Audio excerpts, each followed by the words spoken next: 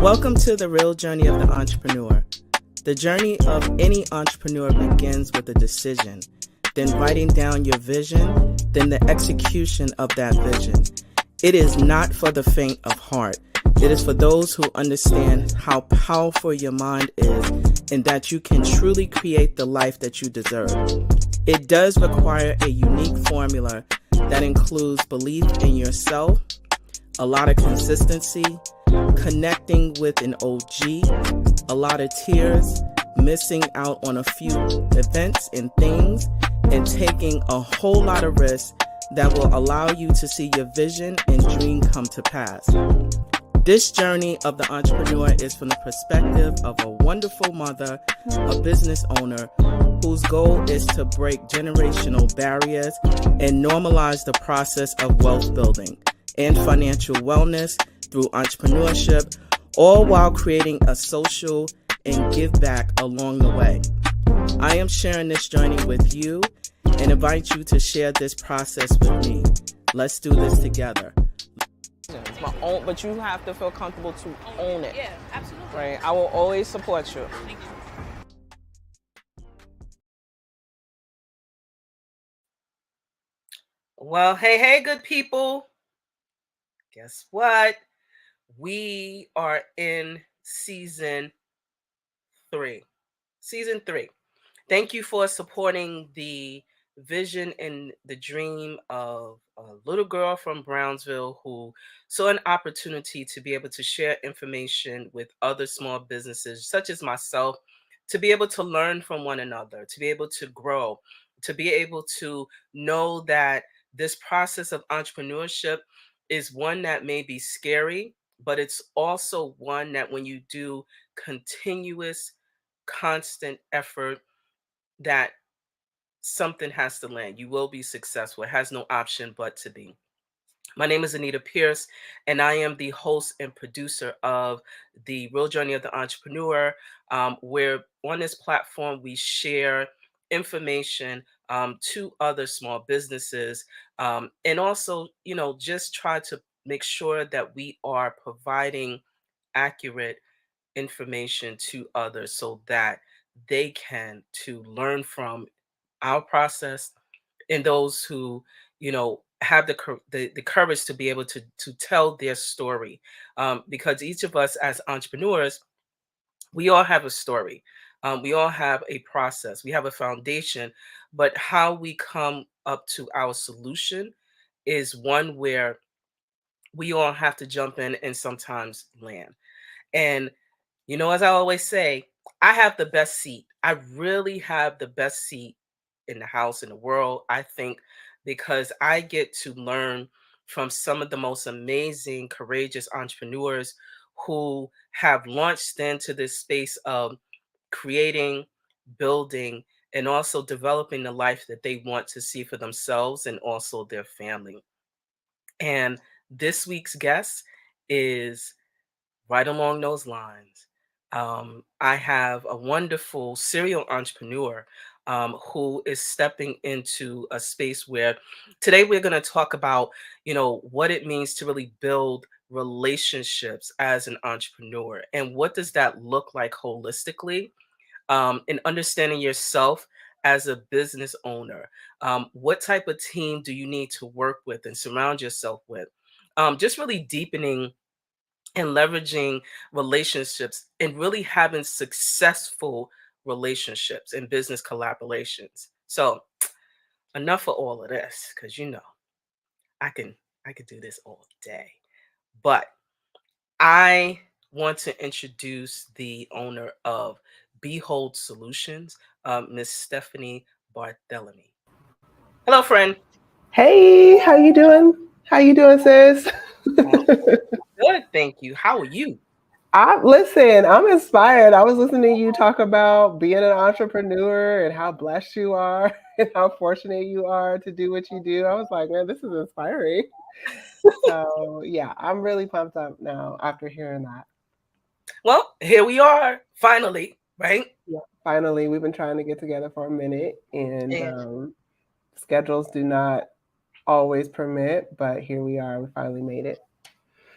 And so We are going to jump right in because I think it's important for the audience to really understand you are a serial entrepreneur. This is not your first time in this space of entrepreneurship. Um, do tell, do tell. Yeah. Okay. So, I've been an entrepreneur since I was little. I I wasn't always looking for money, but I always had skills that other people didn't have, and they would pay me to do it for them. So whether that was, I was 6 years old, one of my aunts would pay me to do her kids' hair.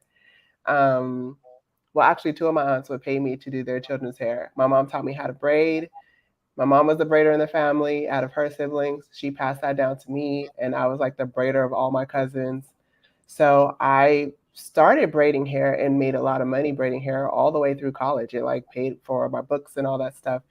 But also I was really good in academia, right? So I was just real studious, comprehension, school, it just came easy to me.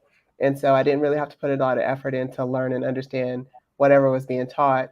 And um, I think just because of who my family was like a pretty popular group of kids. I became popular, but I became associated with a lot of the athletes and other people that were popular that didn't really do well in school or couldn't. They probably didn't have time to because they were busy with sports to really study. So I would tutor them, and their parents would pay me. Um, Also, when I was in high school, I had a lot of administrative skills.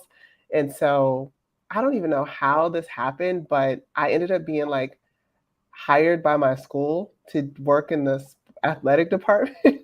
So they paid me $20 an hour. Okay, this is in 1994. I was a sophomore. They paid me $20 an hour to like do record keeping. I was like the statistician for the baseball team. Like any skill that I had, I was leveraging it and getting paid. And I didn't realize that I can make money from my skills. Like I wasn't intentional about that yet, but it always ended up that way. And somewhere along the line, um, by the time I graduated college, I realized that I had a lot of skills. They're just people I'm a Jill of all trades. I can do a lot of things and things come easy to me. And I just took for granted that it's not like that for everybody.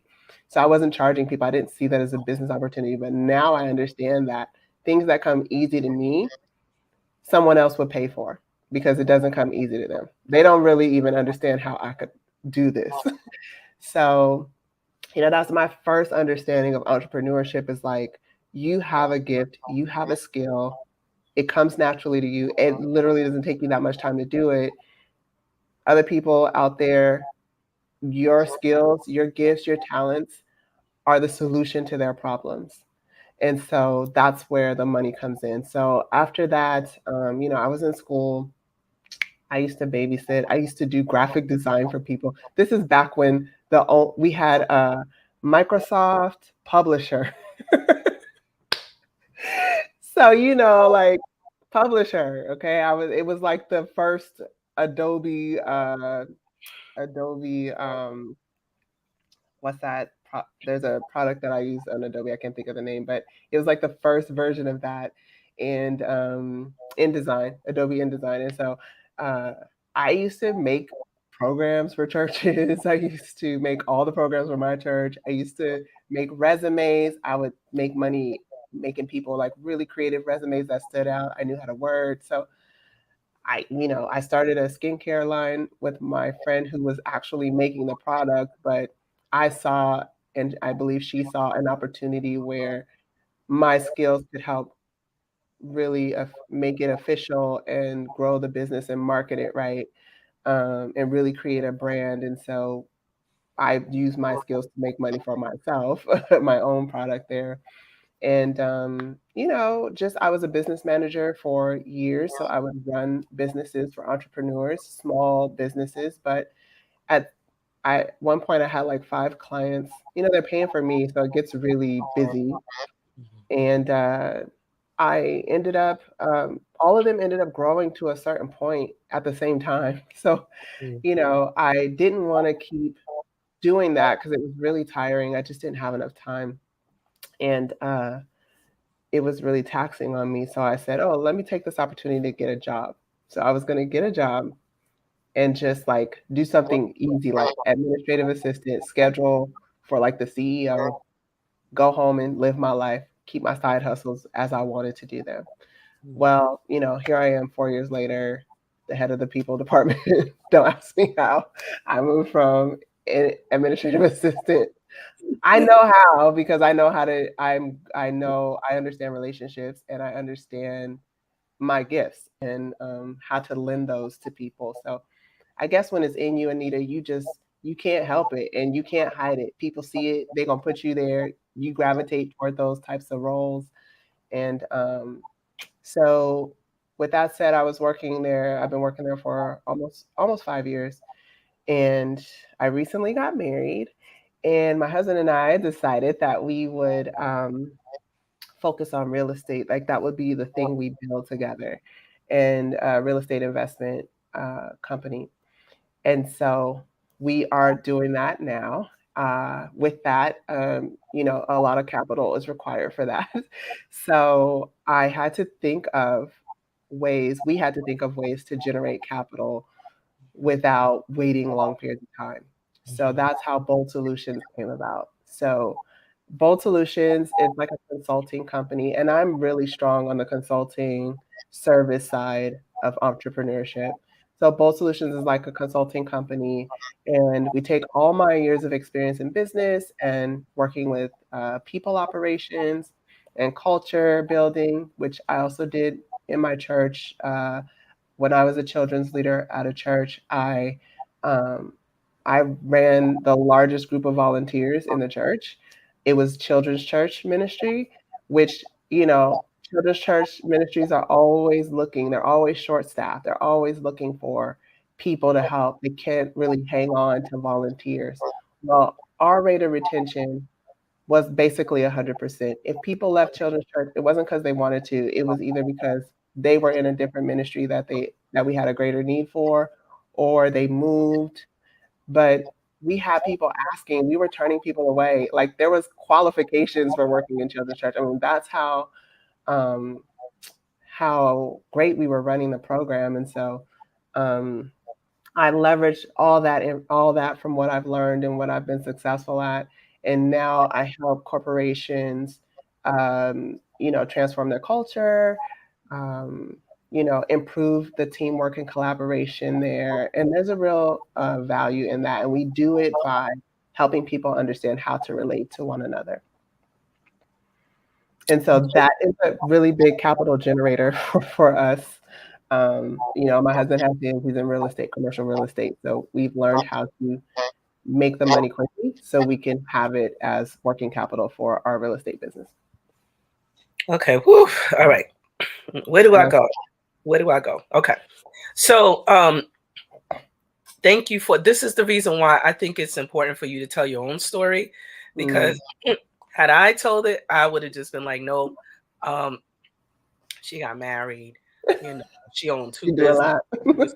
No, so yeah, it's really important. So lesson, again, just a reminder for myself is that it is really Hmm. important for you to own and tell your own story. You can, That's folks have, good. bios, etc., because you have a significant and a wealth of experience. So I'm going to start with the area of really focusing on BHOLD solutions, right? Hmm. In terms of really understanding the clients that you serve and how entrepreneurs can really think about their focus on business relationships. Because when I look at you, I see myself, we are women of color, and Hmm. oftentimes that space can seem a bit interesting, I would say, in terms of how we build relationships, whether we really trust one another, how we Hmm. lift one another up in that space. And speaking just from that perspective, Yeah. how do you, or could you share, would you share the importance of being in business and also being building very strong and intentional relationships. Yes, so that is such a great point. I'm glad you asked that because I wasn't even thinking along those lines. However, I do have experience around there. So, one thing I want to say, first of all, women of color, especially I'm going to talk about the Black community, Black women, because that's where I represent and have experience being. When we see each other in certain situations, we'll acknowledge one another. It'll almost be like a camaraderie, right? So if you're the only two Black women in a party situation and you see each other, right? Hey, or whatever the case may be. On a sports team, you know, you see each other. Even if you're on opposing teams, you acknowledge that someone else that is just like you is there. You see yourself. I do see the issue in business, though, which really is puzzling. So I grew up in Portland, Oregon, predominantly white town. Portland is made up of a lot of big Black families, like the historical Black root of Portland is just like a whole bunch of Black families that moved up there to work in the 50s, 40s, 50s. And my family is one of those families. So I grew up, whenever we walk down the street, if I see a Black person, period, I'm saying hi. We acknowledging each other like you do, because it's a rare sighting, especially if you live in the suburbs. So you acknowledge, like, I see you, you see me, and somehow there's some type of we're on the same team communication there. You know what I'm talking about. Hmm. I see it though in business where there is immediate um, defense and resistance among us. And I never understood that. Now, I didn't grow up. I grew up in a space like Portland where like when you see Black people, them is your people. um, and I've lived in Texas. I've lived here, and I have gotten a different type of feeling where it's like, and maybe it's because I'm older too. I was a kid living in Portland. I was in my early 20s, living in Texas, and then I moved here. Um, so maybe it's just the climbing up the ladder, but I almost feel like in a lot of corporate situations or entrepreneurial situations, Black women feel like they have to protect themselves from one another, or they have to protect what they have, their reputation, or like we're in competition. And I'm starting to see that change now. I think it's because my base of people that I work with are younger, but for women who are like my age, 40s, even 30s, I'm starting to see, I see that. And so I would say that just like in any situation, if we on the street, if we in a crowd, if we walking down the street and we see, you know, a threat, and you in a neighborhood that's not made of people like you identify, you get together, you don't immediately see each other as threats. And it's really like that in the business too, in the business area and entrepreneurial space as well. You need to have as many allies as you can. And the way that you have allies is you be an ally. And so when you see other women of color, when you see other people of color, when you see people that are the same age as you, people who work in the same space as you and have kind of the same gifts and talents that align with yours or offerings that align with yours. It's not the time to isolate, pull back, size up. That's the time to really get in there, see who they are, what can you learn from each other, what can you share for them, because the come up is always together. And so I think our the way we look at that, and honestly, listen, who's gonna root for you more than yourself? At the end of the day, you're contributing. We're both trying to contribute to the same group of people. We're both trying to impact the same group of people, and so we should really see each other as allies and companions and partners and people we can come up with together. And just to add, the truth is, when we're in business, unless you have a really large corporation starting up, you can't really manage all of that. And so whatever you specialize in, the referral process, um, Mhm. within the space of business, Mhm. just lend it to just I don't know. I just the way I work is that, um, you know, if there's opportunities that I know that I can't do, I just go. Mhm. I mean, I'd be like, "Yo," Yeah. like, because I have a different relations. I'd be like, "Listen, take this." Like, Yeah. I just can't And manage it. this It fits us and all. we're similar in that. You know, we've had this discussion where, I'm putting my people on. Even with the company that I work for, not my business, but my W-2 job.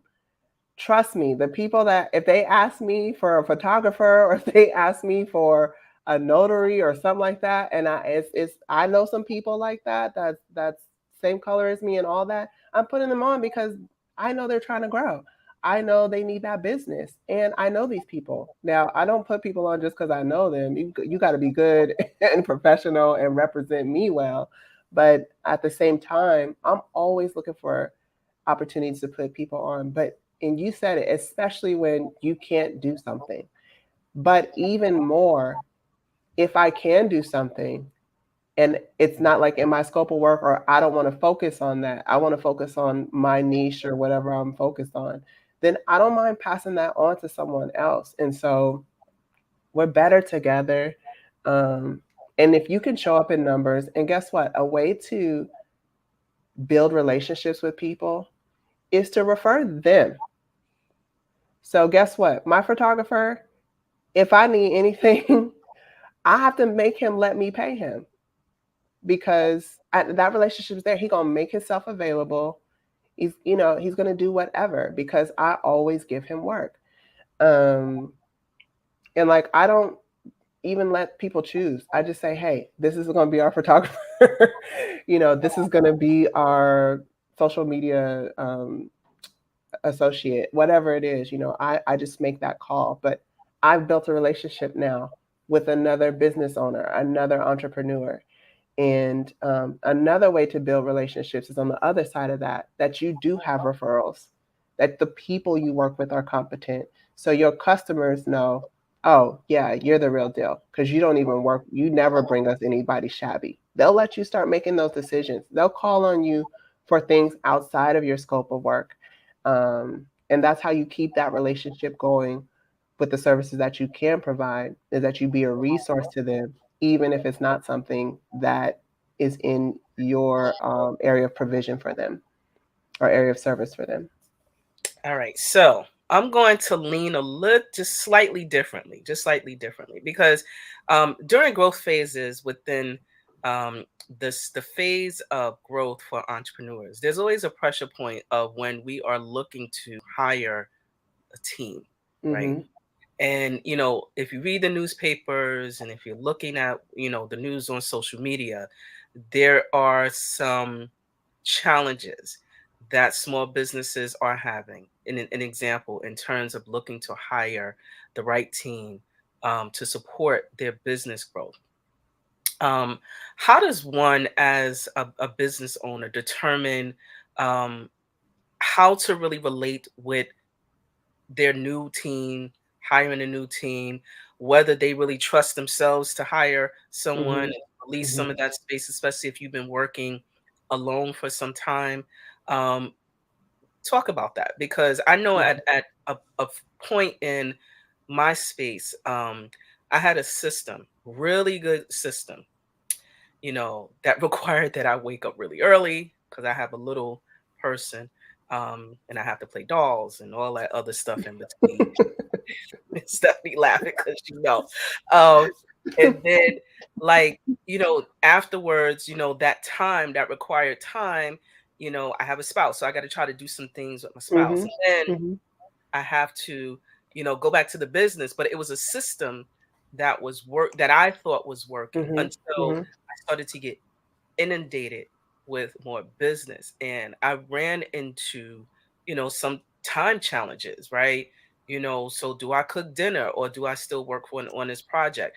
When Mm-hmm. do I really need to hire someone? So in terms of like really understanding as a business owner, the type of individuals that you need to have to support Mhm. your process.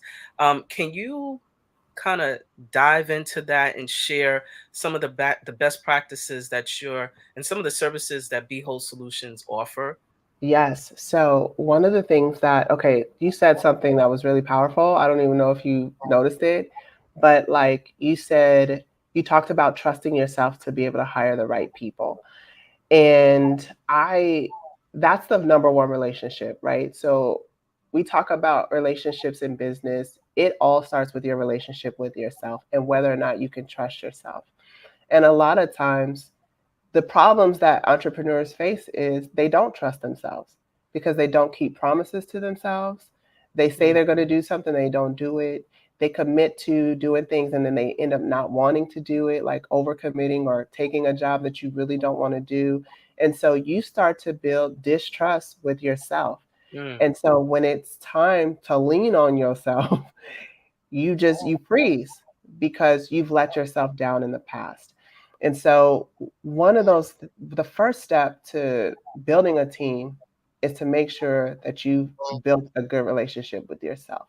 You mm, can trust yourself, you believe yourself, you respect yourself, you invest in yourself, right? Part of investing in yourself is getting a team to help you when you get to that point. And so um now I'll talk about how we learn about ourselves. I guess it'll come out maybe while I'm talking, but um, so the first part step to hiring a good team is like having the relationship with yourself, and that's knowing who you are. You cannot you cannot self-improve. You cannot optimize your own skills, your own abilities, your focus, all that unless you know who you are really. And I use a tool. My husband and I are authorized DISC partners, and DISC, DISC, is a personality tool like Myers Briggs, the Enneagram. I like DISC because it's simple. It's only four things. So think about the Enneagram. It's nine different types, and you have to know all nine of those types. Myers Briggs, endless combinations. And then you got to know how each one works with the other and how they it's really deep. It's a lot. So that's why I like the disc because it's very simple and accurate. So the one of the things you have to do first is know who you are. You can find out. You need to know what motivates you, right? What gets you going? What are your priorities? What matters the most to you at the end of the day? And what are your stressors? What puts a wet blanket on your excitement? you know, so I'll use myself for an example. So for me in the disc, I'm an I. So D is for dominant, I is for influencer, S is for steady, and C is for conscientious. Now I am an I. I'm an influencer. I'm a people person. As you can see, I care about relationships. Um, and so I'm motivated by people's responses, being liked, enthusiasm, action. I'm fast paced, collaboration, all those things. They motivate me. I don't necessarily like to collaborate with people, but I like to see people working together. And so, these are my motivators, right? And then I have um, my bottom line. What do I care about? I care that people had a good time. I care that people are not hurt by me, that people can trust me, people feel like they can relate to me. That's my bottom line. Did I deliver to these people in a way that is relationship building? Relationships is the bottom line for me. And then what are my stressors? Okay, what are the things that I'm not so good at or that make it very difficult to be a business owner? In every job, there are things that you don't want to do. There's the part that you love, and then there's a part that you have to do, but you're not looking forward to it ever. And so for me, that's like data entry and analyzing things and doing tasks over and over, long things that take a long time. These things put a wet blanket on me. I'm fast paced. I wanted to get done quick, fast, in a hurry. And big picture. I'm a big picture person. Details, I can parse them out for a little while, but I can't do that every day, all day. So when you know those things about yourself, what type of person are you? What are your motivators? What are your stressors? What are your priorities? when you choose a team member, first of all, you need to figure out what parts of the job you want to do and what parts of the business you don't want to do. The stuff that you don't want to do, the stuff that takes up too much time, the stuff that doesn't bring you joy, the stuff that doesn't help you move the needle on your business to grow it, that's what you hire someone else to do. It has to get done, but it's not your highest and best use of yourself. And so that's who you're looking for, people who can do that. You don't want to hire yourself. Because guess what? All that stuff that's your stressor, all that stuff that is not getting done or making it difficult for you to go forward, it's not going to get done by the next person um, uh, either. So you just want to make sure you're choosing people to make up for your stressors and that don't want to do the things that are your motivators. And so you're just kind of looking for someone that complements you. And you can figure that out through the DISC tool. Not only does it tell you who you are, but it also tells you how to read other people and what their priority stresses and motivators are. So you're saying essentially that number one, we really need to take time as business owners to know who we are, in Hmm. order to fill in the gaps where there are needs within our business. Um, Yes. and so with DISC, that is a tool that you use to help small businesses, corporations. Is there another population that you serve in utilizing that specific tool? Because it sounds, I mean, I took it. I can be the testimony, right? I did not like what it said, meaning that it was actually truthful, right? So I cannot remember. I think mine was a See? C, I believe. Hmm. I believe it was a C. And I looked at this and I'm like, I don't know what kind of thing out like it was true. How It they was know all this? it's very true. And I remember telling Miss Stephanie, I was like, we can't be, I don't want to know you anymore because you like all in my business. She told It me was she don't really like me. yeah, but it was really when you're looking to hire specific individuals, to Stephanie's point, you cannot hire yourself. Um, Hmm. as much as you love and like yourself, it just doesn't it won't work because you'll be butting heads and looking at yourself in the mirror and wondering why things are not getting done and moving forward. Um, Hmm. so couple of questions and wrapping up because I think that you have to come back and Okay.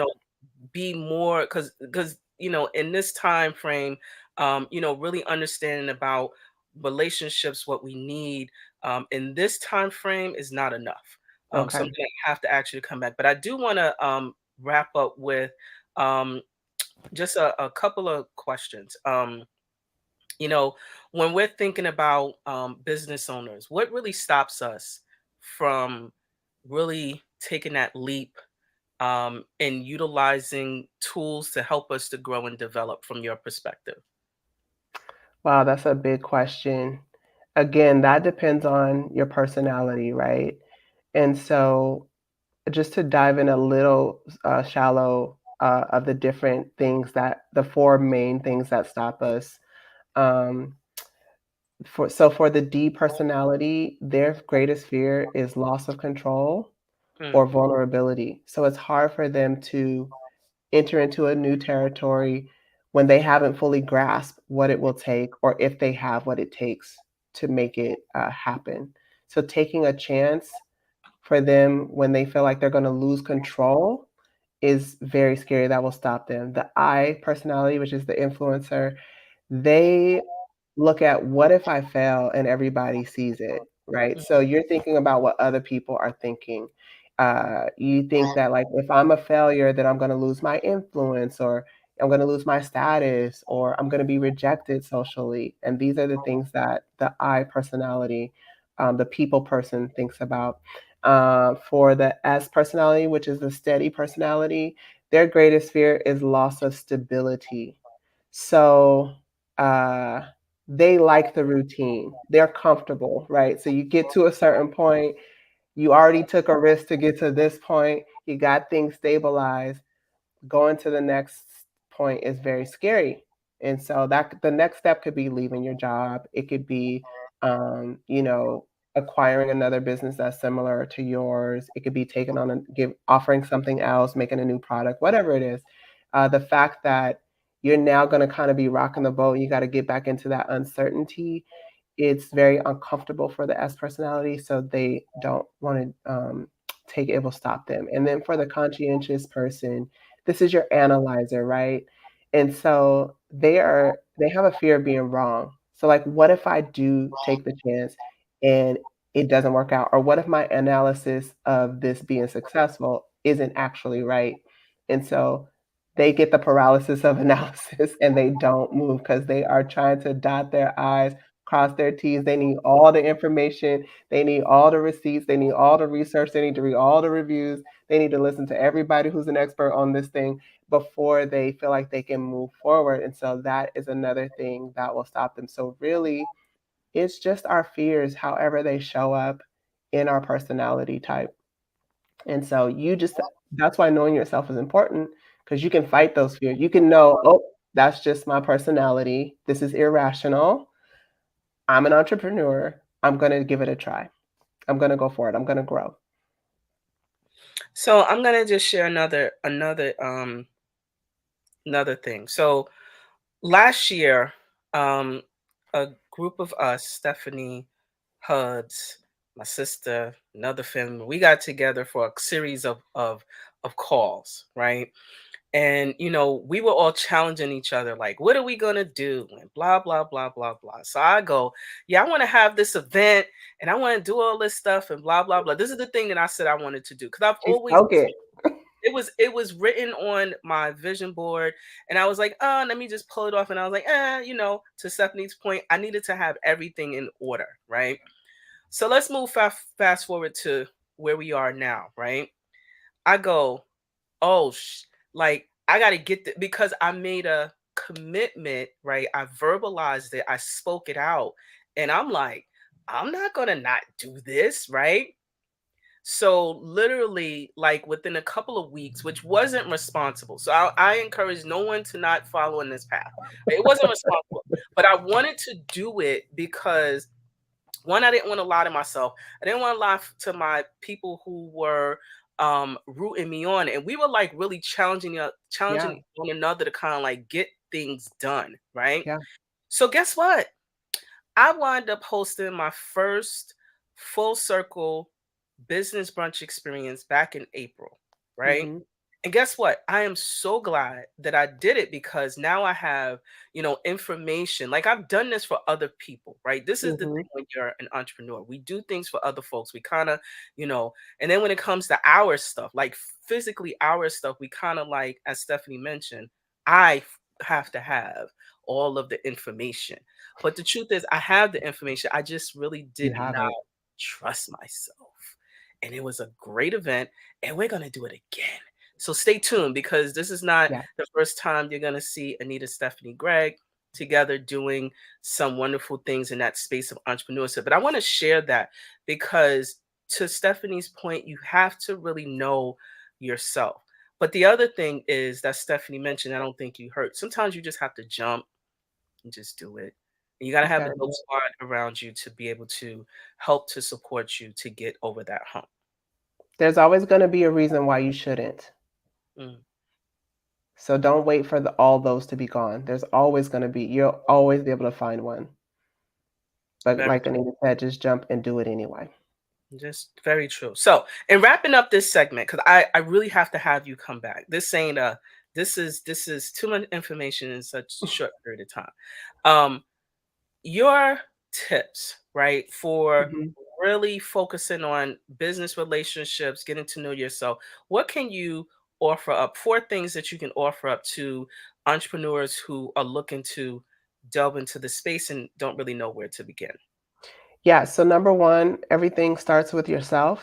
If I were you, I would take a personality test. We offer them. We also have seminars that we do for individuals to attend. And so we announce those. You just go to our BHOLD website and sign up, and we'll send you information on those. Also, you can just take one yourself and we'll coach you. It comes with 2 coaching sessions.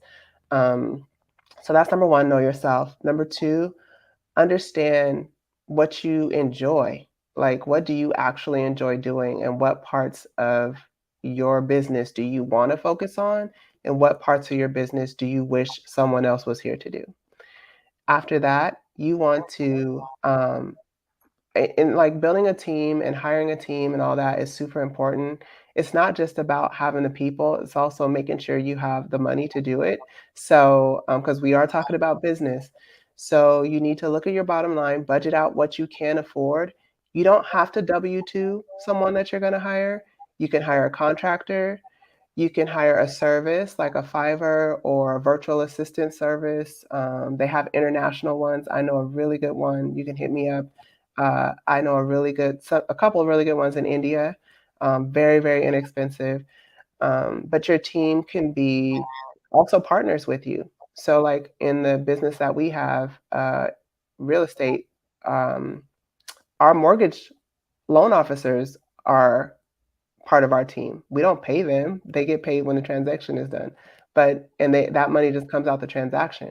So, just think when you think of team hiring someone, don't just think of a W-2 straight payroll. And then lastly, I would say, um, give yourself a chance. Like, believe in your choices. You may hire the wrong person the first time. That's fine. You learned. Good. I learned I'll never hire someone like that again. Or I'll make sure I test for this next time, whatever it is you learn, and take that into the future. So, um, it's better to make your mistakes now when you're growing than it is to make them later on and have a bigger consequence, a bigger loss. So those are my four things. Know yourself, know what you want to do and what you don't want to do. Look at your team.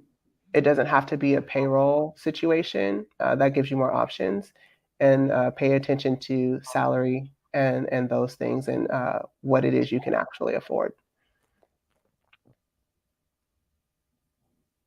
I'm typing too slow. So I want to share them because I think that there are, again, value in what it is that you're mentioning. So, definitely get to know yourself, understand your joys within the business. Give yourself a chance. Look at the team and understand what you can really afford when you are looking to hire someone. And don't be cheap. Like Don't be cheap. yeah, don't be cheap. That's Don't that's be gonna cheap. be in another segment that we want to talk Yeah, about. let's talk about that because I know we have that conversation a lot. So yes, so we are excited to have you, Stephanie Barthelemy from BHOLD Solution. You can definitely check out Stephanie and her team on beholdgroup.com. And if you're looking to figure out the connection, if you saw one of my previous episodes, yes, that is yes. Yes. That does all of and provides all the tips and tools in real estate that are keeping us in line and keeping us organized and in order. So Mhm. yes, the connection is true. So check them out, support the business is that they offer in the services because they do really great work. And there you have it. Thank So you you. got to come back, Steph. You got to come My back. pleasure. I will be right back, okay? You don't have to ask me twice. And thank you so much for taking time out of your schedule. I'm gonna bid you on hold, send you virtual kisses. Talk to you soon. Bye. Bye, Bye. everybody. Thanks. And so there you have it. I cannot tell you how important those tips are. I'm not just saying, those things because I know Stephanie, but definitely it is true. You really, really need to get to know yourself in this process. And I'm going to put those tips up again because I think they're super valuable. Definitely getting to know yourself, understand what makes you tick within your business, and if for those things, as Stephanie mentioned, please make sure that you learn to outsource those things so that your business can continue to grow. Give yourself a chance and opportunity within your business.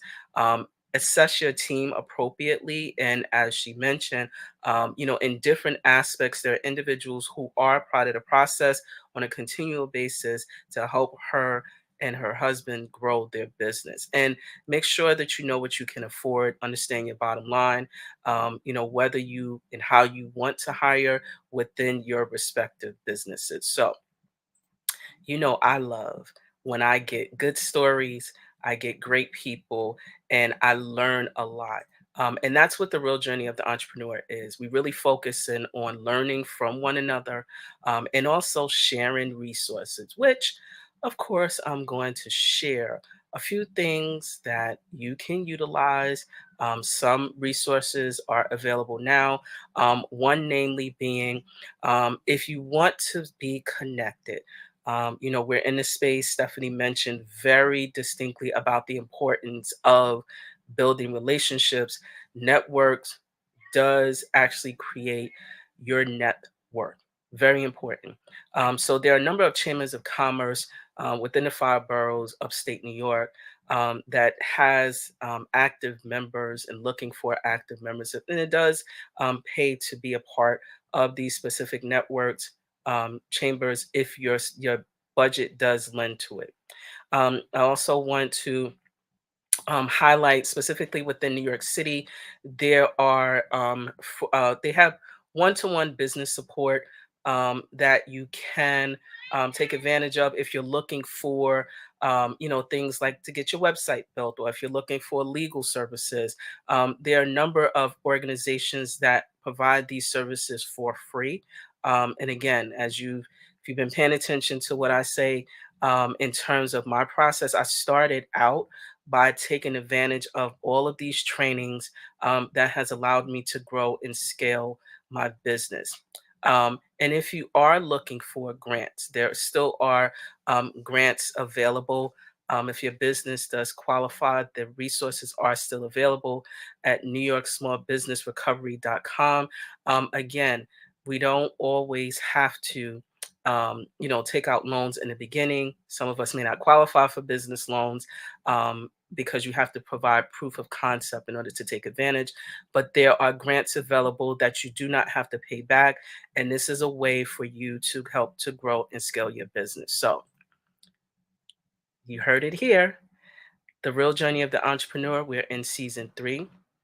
And I want to thank you so much for taking the opportunity to join us. And don't forget to like, share, and follow us on the social media platforms. We do have a lot more in store for season 3 and season 4 and season 5. Just continue to support us.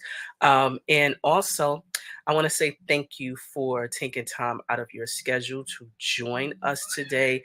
It is really amazing to have entrepreneurs who are willing to come and share their process. So I look forward to talking with you again soon.